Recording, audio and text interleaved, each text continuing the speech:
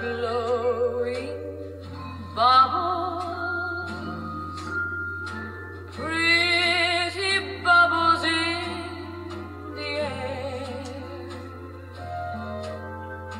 Hey, it's Beth here, episode 559. Yesterday, I had to go by myself because my friend Trisha is in India with her husband for a month and a half, I think, or it feels like 7 months. The person I go to the movies with, that will see anything. And we especially enjoy going to bad movies because we laugh. And we're the only ones in the theater, so we can. Anyway, I go by myself, which is kind of a downer, and I saw Fly Me to the Moon.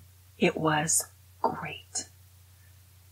Actually, I was in a very sad mood because on the menu, they finally put a hot dog that she'd been asking for with all the Nathan trappings on it. So I was like, oh, it was almost like, one less egg to fry. I was in a very sad mood. So I was like, oh, the movie starts. Fly Me to the Moon is adorable. You can take your grandchildren to it. It's sanitized. And it brought me back.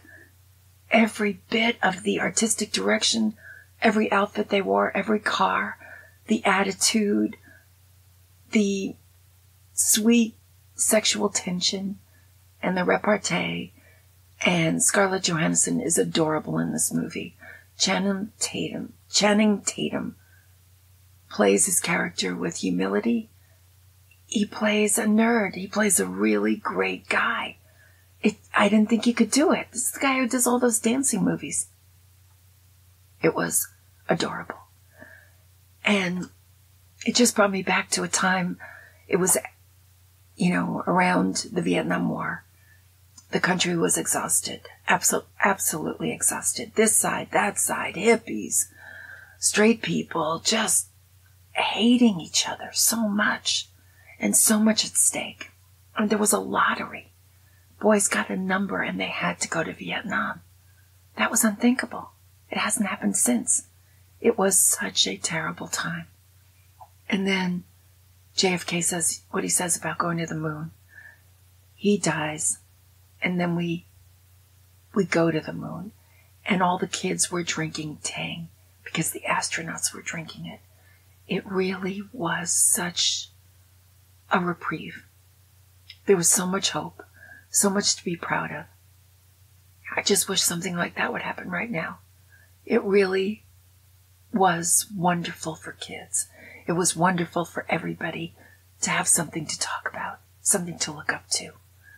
Some heroes, the astronauts. So anyway, it's about that time. And it's about the Plan B, the fake moon landing. That's the whole backstory. It's so well done. Scarlett, it was the first time she produced, and the director is the guy who did Love, Simon, but the writer is her friend named Rose Gilroy, Renee Russo, and Tony Gilroy, who's a writer. He did Bourne Legacy and Nightcrawler. They got married in 1992. They are still married. They are still gorgeous, and they have this gorgeous girl. Tony Gilroy's father was a playwright.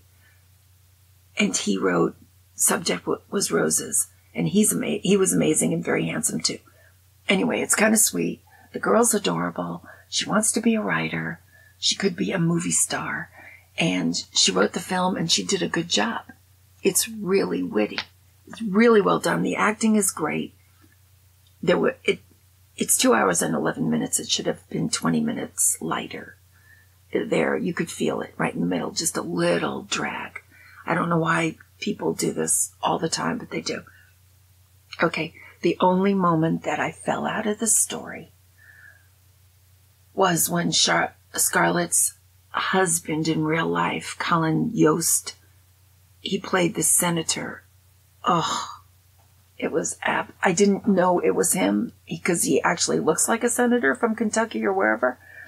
The guy's natural looks are that way. So it wasn't a hard acting job for sure, but it was fake. They couldn't pull it off.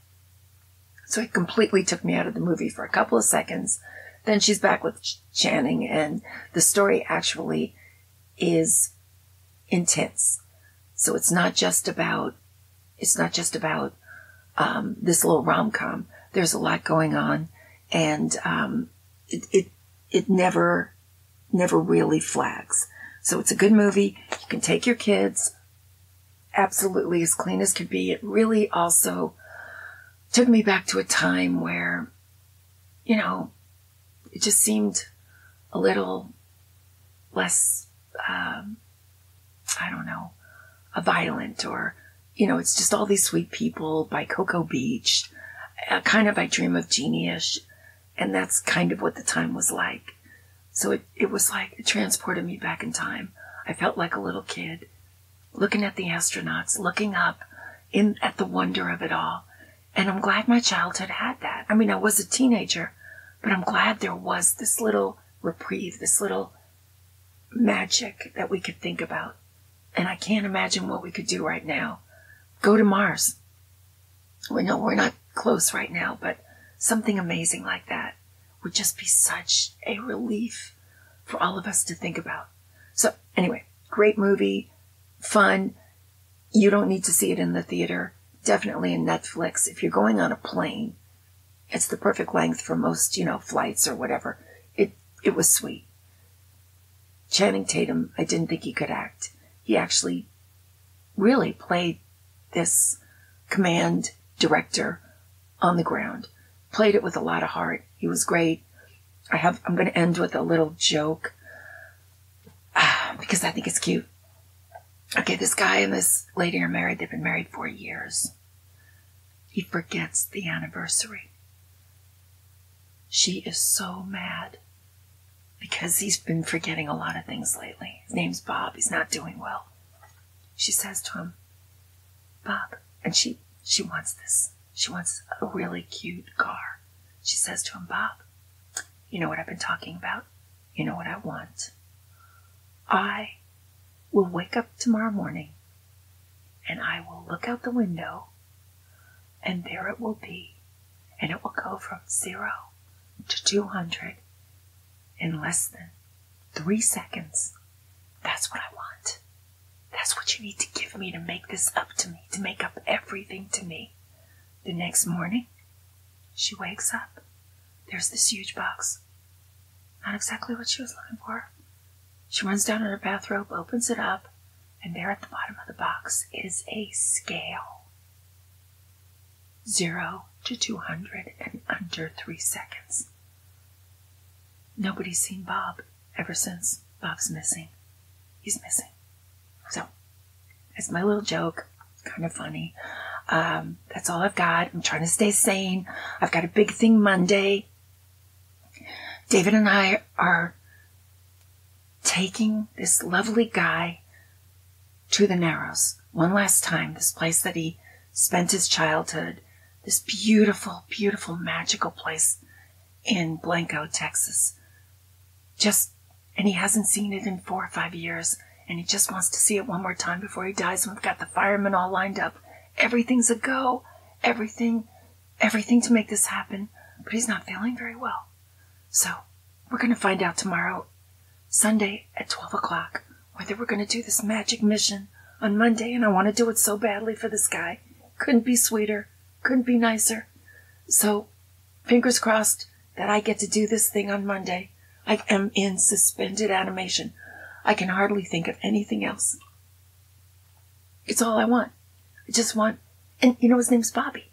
His real name is Bobby, and he's a sweet Bobby, the nicest Bobby. I just want Bobby to have this. I just want to see him happy.